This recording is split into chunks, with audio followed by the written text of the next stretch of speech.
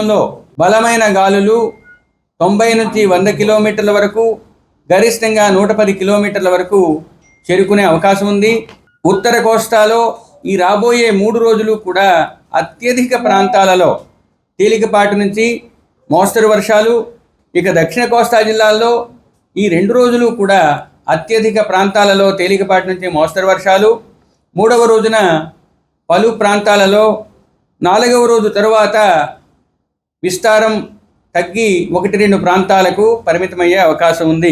3 రోజులు కూడా ఉత్తర దక్షిణ కోస్తా జిల్లాల్లో కొన్ని ప్రాంతాలలో భారీ నుంచి అతి భారీ వర్షాలు, 1-2 ప్రాంతాల్లో అత్యంత భారీ వర్షాలు నమోదయ్యే అవకాశం ఉంది. విజయనగరం, విశాఖపట్నం, అనకాపల్లి, కాకినాడ, కోనసీమ, పశ్చిమ గోదావరి, కృష్ణా, బాపట్ల, ప్రకాశం, పొట్టి శ్రీరాములు, నెల్లూరు జిల్లాలోని 1-2 చోట్ల ఈ రోజు రాబోయే 24 గంటల్లో కొన్ని ప్రాంతాలలో భారీ నుంచి అతి భారీ వర్షాలు, 1-2 చోట్ల అత్యంత భారీ వర్షాలు పడే అవకాశం ఉన్నది. 28వ తేదీన శ్రీకాకుళం నుంచి ప్రకాశం వరకు ఉన్న జిల్లాలన్నింటిలో భారీ నుంచి అతి భారీ, కొన్ని ప్రాంతాలలో అత్యంత భారీ 1-2 చోట్ల పడే అవకాశం ఉంది.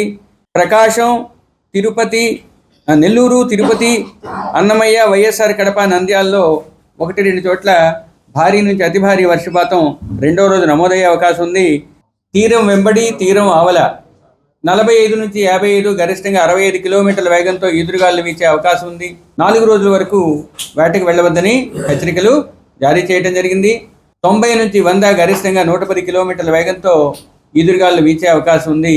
29వ తేదీ నాటికి 60 నుంచి 70, గరిష్టంగా 80, క్రమేపీ తగ్గి 45 నుంచి 55, ఇక సాయంత్రం తర్వాత ఇంకా తగ్గే అవకాశం ఉన్నది.